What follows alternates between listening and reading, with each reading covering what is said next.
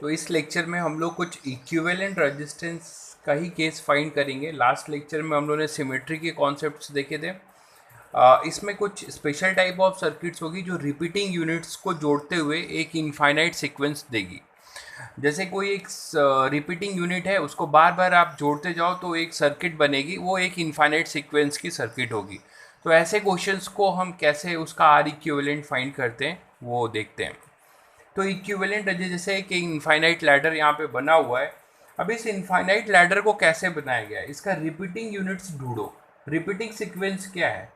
2RR, 2RR, 2RR, 2RR। तो ये 2RR 2RR के कई सारे रिपीटिंग सीक्वेंस को जोड़कर हमने क्या बनाया है? एक इनफाइनाइट लैडर बनाया है। अब कॉन्सेप्ट इसमें यह है कि अगर किसी इनफाइनाइट लैडर से कोई आप एक यूनिट को हटा दो या एक यूनिट जोड़ दो, तो वो लैडर फिर भी इनफाइनाइट ही रहेगा। जो लैडर है हमारा, उसका अगर कोई आप एक रिपीटिंग यूनिट अगर आप हटा देते हो कि after just removing a repeating unit, then also our total circuit जो है इनफाइनाइट में से कोई एक चीज़ माइनस या प्लस करिए, वो चीज़ इनफाइनाइट ही रहेगी। तो इसका एक ही अप्रोच होता है कि फर्स्ट हम उसके रिपीटिंग यूनिट्स को ढूंढते हैं। तो यहाँ पर हमारा रिपीटिंग यूनिट क्या है? R2R। जैसे ये हमारा एक क्या है? रिपीटिंग यूनिट है। ये हमारा रिपीटिंग यूनिट है। तो इसी रिपीटिंग यूनिट को जोड़ जोड़कर हमने क्या बनाया है? एक इनफाइनाइट लैडर। फिर आप क्या करिए कि यहाँ पर हमें इसके अबाउट 1 और 2 के अबाउट आर इक्विवेलेंट फाइंड करना है।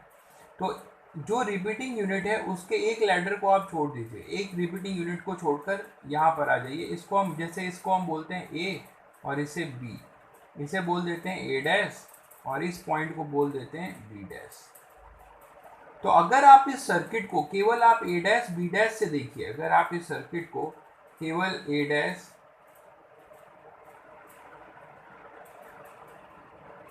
इस सर्किट को अगर आप देख रहे हो, 2RR 2RR 2RR, और यहाँ पर है ये ए डैश और ये है आपका बी डैश, तो ये भी इनफाइनाइट ही नजर आएगा क्योंकि हमने इसमें से कौन सी यूनिट हटाई है? केवल R और 2R की जो एक रिपीटिंग यूनिट थी, इसको हमने गायब की, तो भी आपकी सर्किट इनफाइनाइट ही रहेगी। अब आप इस सर्किट को यहाँ से देखो या फिर आपकी जो रिपीटिंग यूनिट थी इसको यहाँ से देखो, तो आपको यहाँ पे भी ये सर्किट इनफाइनाइट ही नजर आएगा और ए डैश बी डैश से भी सर्किट इनफाइनाइट ही नजर आएगा। तो बाय द डिफिनेशन अगर हम ए डैश बी डैश के अबाउट इस पूरे को हटाकर एक आर इक्विवेलेंट माने, तो इसके अबाउट इस सर्किट को पूरे को सॉल्व करके हम जो इक्विवेलेंट लिखेंगे वो लिखेंगे कुछ एक्स। तो हम ए बी के अबाउट भी जो है क्या लिखेंगे? आर इक्विवेलेंट एक्स ही लिखेंगे, क्योंकि दोनों के लिए हमारा पूरा का पूरा लैडर जो है इनफाइनाइट ही है। For both the points A B और A dash B dash, our circuit is same. Circuit हमारी सेम होगी। Let R equivalent about A B जो होगा वो हमारा R equivalent across A dash B dash भी होगा, उसको हमने कुछ एक्स मान लिया। तो अगर हमारा सर्किट सेम रहता है, किसी एक यूनिट को जोड़ने या किसी एक यूनिट को घटाने से हमारे टोटल इनफाइनाइट लैडर पे कोई भी फर्क नहीं पड़ रहा है, क्योंकि ये इनफाइनाइट सीक्वेंस है। तो अगर यहाँ के अबाउट भी सर्किट वैसे ही है जैसे यहाँ के अबाउट है, for both the point circuit is identical. Circuit हमारा आइडेंटिकल है, तो इसको जब हमने सॉल्व करके इक्विवेलेंट रेजिस्टेंस कुछ एक्स माना है, तो वही इसके अबाउट भी होगा। तो हम क्या करेंगे कि इसके about A dash B dash के अबाउट हम इसका बाय डिफिनेशन अब हम R equivalent A dash B dash के अबाउट एक इक्विवेलेंट रेजिस्टेंस एक्स लगा सकते हैं। तो आवर सर्किट रिड्यूस टू कैसे रिड्यूस हो जाएगा, ये आपका R है, ये 2R है, और ये A था, ये B था। तो हमने क्या किया, R A dash B dash, ये हमारा A डैश है और ये B डैश है। तो इसके अबाउट बाय डेफिनेशन हम इस पूरे A डैश B डैश को हटाकर इक्विवेलेंट लगाएंगे, और इक्विवेलेंट की वैल्यू हमने क्या मानी है, x। फिर इस सर्किट को हम सॉल्व करते हुए अगर यहाँ पर आएंगे तो फिर से हमें R इक्विवेलेंट अबाउट AB क्या मिलेगा, x ही मिलेगा। तो हम उसे सॉल्व कर सकते हैं। अब ये दोनों सीरीज, उसके साथ ये पैरेलल, तो हमारे पास आएगा 2R into x upon 2R plus x parallel में, सॉरी 2R प्लस एक्स हमारा क्या होगा सीरीज में, तो x प्लस 2R ये सीरीज हो गया, उसके साथ R parallel into R upon x plus 2R plus R1 R2 upon R1 plus R2 equal to क्या आएगा, x आएगा। इक्वल टू हमारे पास क्या आएगा, x आएगा। तो हमारे पास ये जो हमारे पास आ रहा है, जिसको हम बोल सकते हैं x plus 2R into R upon x plus 3R equal to x। तो इसको हम सॉल्व कर सकते हैं, सॉल्व करके एक क्वाड्रेटिक इक्वेशन बनेगी, और वो क्वाड्रेटिक इक्वेशन होगी एक्स स्क्वायर प्लस, इसको क्रॉस मल्टीप्लाई करिए, सॉल्व करिए, plus 2RX minus 2R square equal to 0। ये क्वाड्रेटिक बन जाएगा। अब इस क्वाड्रेटिक से हम रूट्स निकाल लेंगे, x इक्वल टू हमारे पास आएगा minus 2R plus 2√3R upon 2, ऐसे ही आएगा कुछ। तो यहाँ से 2 कॉमन ले लेंगे तो हमारे पास आएगा √3 माइनस 1। हम यहाँ पे प्लस माइनस दोनों होगा, तो यहाँ पर हमारे पास ये प्लस माइनस है ओनली पॉजिटिव रूट, इसमें हम ओनली पॉजिटिव रूट ले रहे हैं, क्योंकि कभी भी रेजिस्टेंस की वैल्यू नेगेटिव नहीं हो सकती। तो √3 माइनस 1 इंटू R, ये हमारा आंसर हो जाएगा। तो इस तरीके से रिपीटिंग सीक्वेंस में हम यही कॉन्सेप्ट बार बार यूज़ करेंगे कि कोई भी हमारे पास रिपीटिंग सीक्वेंस होगा उसमें हम रिपीटिंग यूनिट को ढूंढेंगे, उसके एक लेटर को छोड़कर बाकी यूनिट के लिए कुछ इक्विवेलेंट मान लेंगे, और जो हमने बाकी के लिए इक्विवेलेंट माना है वही ओवरऑल के लिए इक्विवेलेंट होगा, बिकॉज सर्किट हमारा चेंज नहीं हो रहा है किसी एक यूनिट के बढ़ने या घटने से। एक क्वेश्चन और देखते हैं इसी में। मान लीजिए जैसे आपके पास एक क्वेश्चन ये है, क्वेश्चन में दिया हुआ है the diagram shown in the figure consist of a large number of element, वही each having resistance R1 R2। अब ये R1 R2 है। The resistance of the resistors in each subsequent element differ by a factor of k equal to 1/2 from the resistance of the resistor in the previous element.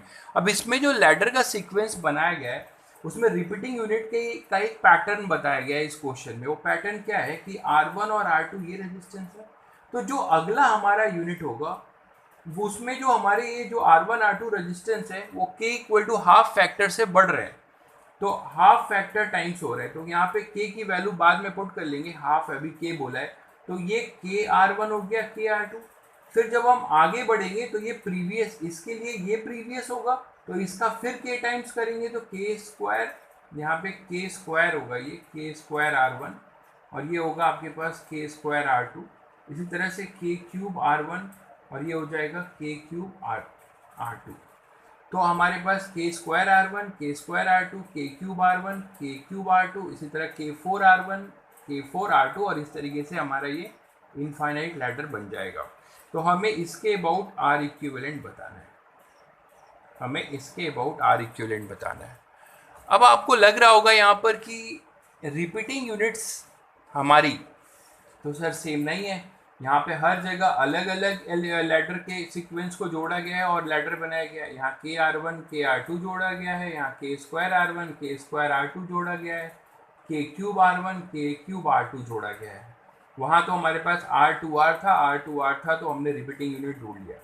यहाँ पर अगर आप ध्यान से circuit को देखिए अगर आप सर्किट को यहाँ पे ध्यान से देखो तो आपको क्या मिलता है कि इसमें हमने के को मल्टीप्लाई किया, फिर इसमें हमने के को मल्टीप्लाई किया। इस सर्किट में मैं यहाँ पे फिर से एक यूनिट छोड़ रहा हूँ और यहाँ पे कुछ ए डैश ले रहा हूँ और ये पॉइंट ले रहा हूँ बी डैश।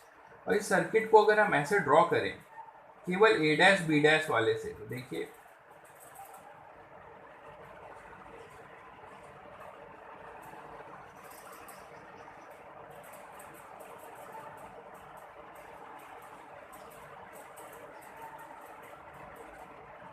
ये इनफाइनाइट है।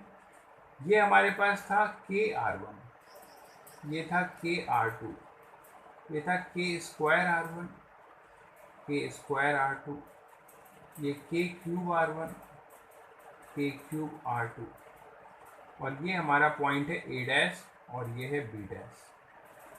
और ये इन दोनों में आपको डिफरेंस क्या दिख रहा है कि ये जो हमारे पास ए डैश बी डैश वाला है और इसके लिए है, तो इसमें हमने क्या किया है के से मल्टीप्लाई कर दिया हर एलिमेंट को। हर एलिमेंट को हमने क्या किया यहाँ पर के से मल्टीप्लाई किया, प्लस ये अलग कर दिया मैंने, ये आर वन है जैसे, ये आर टू था,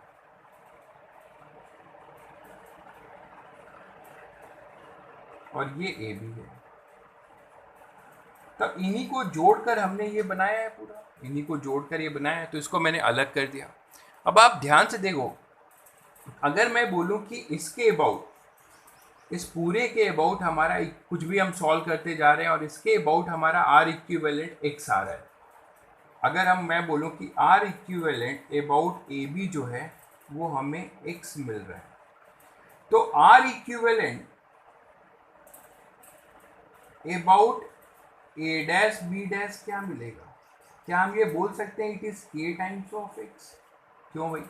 क्योंकि यहां से जब सर्किट शुरू हो रहा है तो आपके पास R1 R2 के R1 के R2 इस तरीके से आप जब यहाँ से देख रहे हो, इस चीज़ को जब आप यहाँ पे देख रहे हो तो क्या अंतर है? यहाँ से अगर आप एक तरीके से ऐसे सोचो कि k कॉमन ले लें, इसमें k से डिवाइड कर दें, अगर आप इसमें k से क्या कर रहे हो, k से डिवाइड कर रहे हो, तो आपको यहाँ से ये सीक्वेंस ए बी वाला मिल जाएगा, या ए बी वाले में आप k से मल्टीप्लाई कर दो, ए बी वाले में यहाँ से k से मल्टीप्लाई करते जाओ तो आपको ये sequence A dash B dash वाला मिल जाएगा।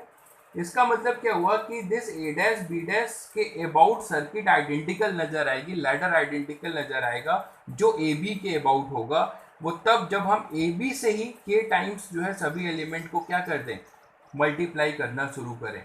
तो ए डैश बी डैश हमारा जो है अगर के टाइम्स ऑफ एक्स इसलिए हुआ क्योंकि जब हम यहाँ R1 R2 था और इसका इक्विवेलेंट एक्स था, और ए डैश बी डैश में हम के टाइम्स करते जा रहे हैं हर एलिमेंट को, तो हमारा इक्विवेलेंट भी के टाइम्स हो जाएगा। तो हम एक बात लिख सकते हैं कि when each element of circuit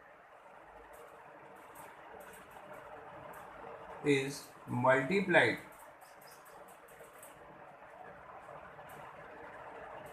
by a factor k, then equivalent resistance also become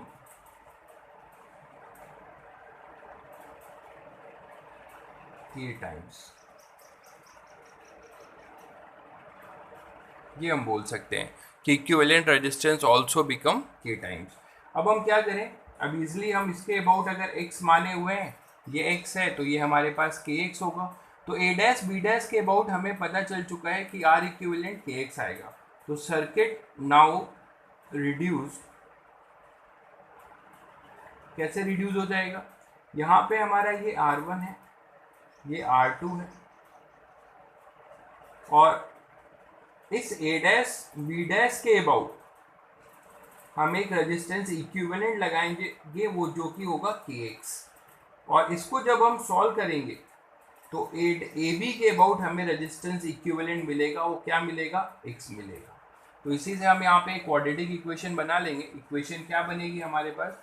equation हमारे पास जो बनेगी वो ये बनेगी कि ये दोनों पैरेलल में होंगे, तो हमारे पास क्या आएगा R2kx upon R2 plus kx, ठीक है, प्लस R1, ये सीरीज में होंगे, plus R1 equal to x, ये आएगा। और यहाँ से आप क्वाड्रेटिक सॉल्व करोगे तो आपको मिलेगा kx² plus R2 minus k R1 plus R2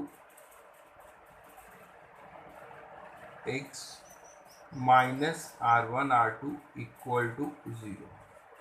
k की वैल्यू हाफ पुट कर दीजिए तो क्वाड्रेटिक आपका रिड्यूस हो जाएगा, और वो रिड्यूस होगा x² minus plus x² plus R2 minus R1 x minus twice R1 R2 equal to 0। यहाँ से आप x की पॉजिटिव वैल्यू रूट्स निकाल लीजिए फॉर्मूले से, तो x का जो रूट आएगा वो आएगा आपके पास R1 माइनस R2 प्लस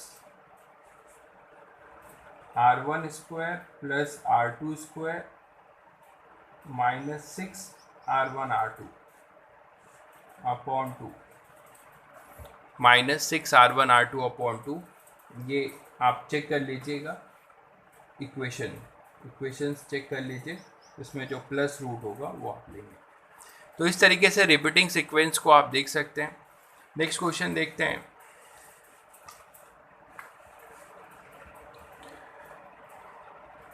जैसे मान लीजिए हमारे पास एक लैडर सीक्वेंस है, लैडर के जगह पे ग्रिड सीक्वेंस है। There is a infinite grid with square cells as shown in the figure. The resistance of each side is R. यहाँ पे स्क्वायर सीक्वेंस है, सभी का रेजिस्टेंस ये स्क्वायर है, ये सभी रेजिस्टेंस, जैसे मान लीजिए ए बी ये है सी और डी, एक स्क्वायर मिला। ऐसे कई सारे स्क्वायर्स जोड़ते जोड़ते आप एक इनफाइनाइट ग्रिड बना रहे हो, और सभी का रेजिस्टेंस कितना है आर आर आर आर, ये रेजिस्टेंस है। Find the equivalent resistance of the whole grid between any two neighbouring points. कोई भी दो नेबरिंग पॉइंट के बीच में हमें इसका इक्विवेलेंट रेजिस्टेंस फाइंड करना है। तो इसको भी हम इनफाइनाइट रिपीटिंग सीक्वेंस से देख सकते हैं। जैसे अभी हमने क्वेश्चंस जो किया है, आप देखो कि अगर आप किसी एक स्क्वायर को लेते हो, ये ए बी सी डी, अब आप जो ये ए बी सी डी है, ए बी सी डी, ध्यान से देखिए, अगर आप ए बी के अबाउट सर्किट को सॉल्व करते जा रहे हैं, ए बी के अबाउट अगर आप सर्किट को सॉल्व कर रहे हैं, ए बी के अबाउट इस पूरे सर्किट को देख रहे हैं, या फिर सी डी के अबाउट इस पूरे सर्किट को देख रहे हैं, या फिर सी बी या फिर डी ए, इन स्क्वायर के किसी भी साइड के अबाउट, अगर आप किसी भी साइड के अबाउट इस सर्किट को अगर आप देखते हैं, तो आपको वो सर्किट हमेशा वही पैटर्न नज़र आएगी, इनफाइनाइट ही नज़र आएगी। तो हम ये बोल सकते हैं कि for with respect to side A B B C C D and D A, the whole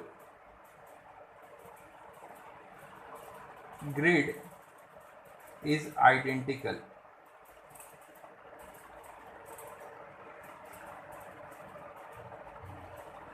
identical, आप चाहे इसको यहाँ से देखिए, यहाँ से देखिए, यहाँ से देखिए, चाहे यहाँ से देखिए, आपको इनफाइनाइट ग्रिड ही दिखेगा और उसी पैटर्न पे दिखेगा।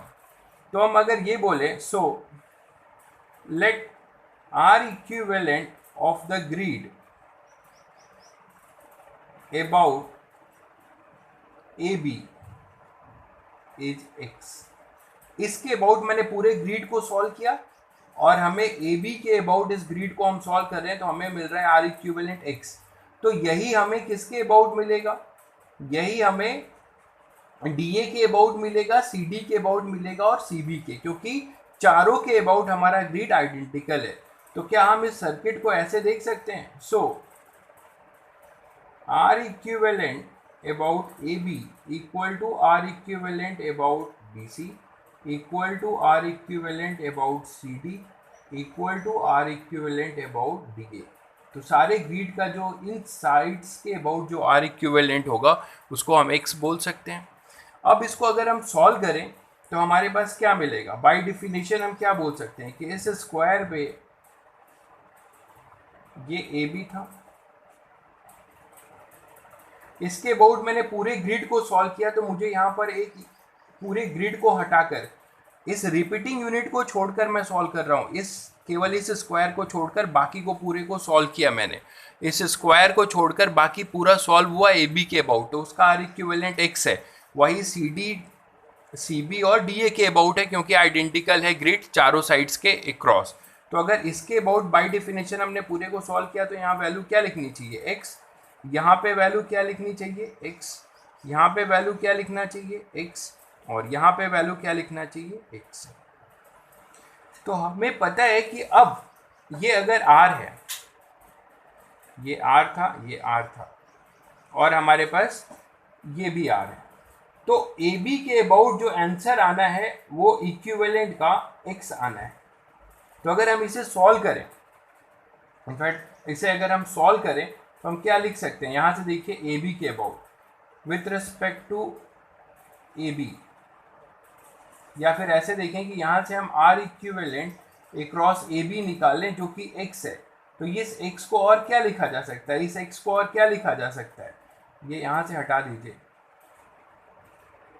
Are equivalent about A B हम निकाल रहे हैं, उसकी वैल्यू एक्स है, तो हम इसको यहाँ से सॉल्व करें तो क्या मिलेगा, ये दोनों पैरेलल, ये दोनों पैरेलल, ये दोनों पैरेलल, फिर तीनों आपस में सीरीज, तो इन दोनों का पैरेलल क्या होगा, R X upon R plus X, R X upon R plus X, और ऐसे ही R X upon R plus X, R X upon R plus X, ये तीनों सीरीज में होंगे, तो ये लिख दिया मैंने 3 times.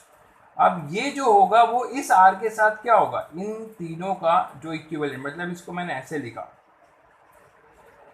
3rx upon R plus x, वो इस ए बी के साथ, इस आर के साथ क्या है, पैरेलल में, तो into R upon 3rx upon R plus X, और ये जो वैल्यू आनी है वो कितनी आनी है, वो हमें पता है यहाँ पे कि वो भी कितनी आनी है, एक्स आनी है, वो वैल्यू भी हमारी कितनी आनी है, एक्स आनी है।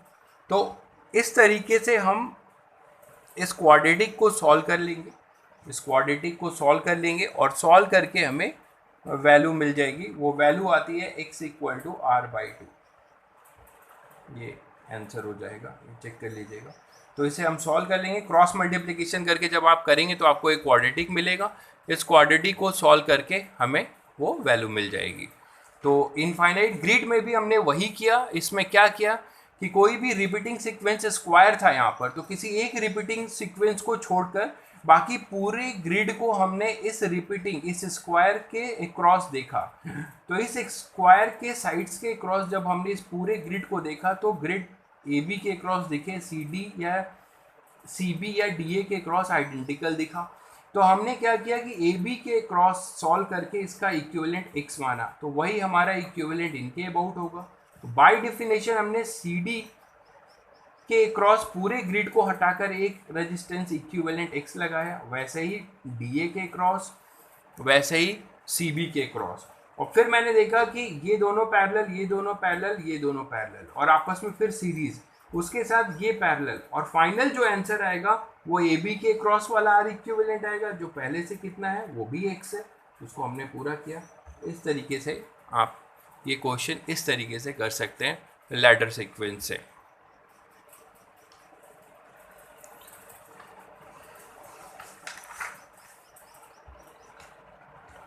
नेक्स्ट क्वेश्चन देखिए, इसी में इसी टाइप का एक है कि एक ट्रायंगल सीक्वेंस है, इस ट्रायंगल सीक्वेंस को ये मैं आप लोगों के लिए छोड़ रहा हूँ, ये ट्राई करिए ट्रायंगल सीक्वेंस का क्वेश्चन, नहीं तो फिर मैं नेक्स्ट लेक्चर में इसको फिर क्लियर करूँगा। तो ट्रायंगल सीक्वेंस में आपको यही दिख रहा है, क्वेश्चन यही है कि आपके पास एक बड़ा ट्रायंगल है, फिर एक छोटा ट्रायंगल है, फिर एक छोटा ट्रायंगल है, फिर तो ये सक्सेसिव रिडक्शन ऑफ ट्रायंगल हो रहा है, और ये सक्सेसिव रिडक्शन ऑफ ट्रायंगल हो रहा है, तो हमें ए बी के क्रॉस आर इक्विवेलेंट निकालना है। तो इसको ट्राई करिए।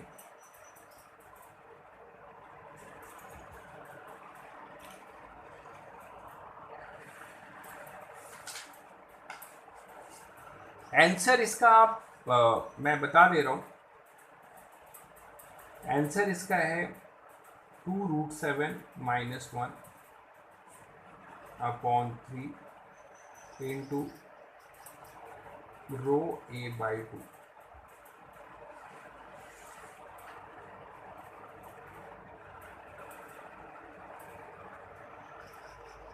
तो ये आप ट्राई कर सकते हैं।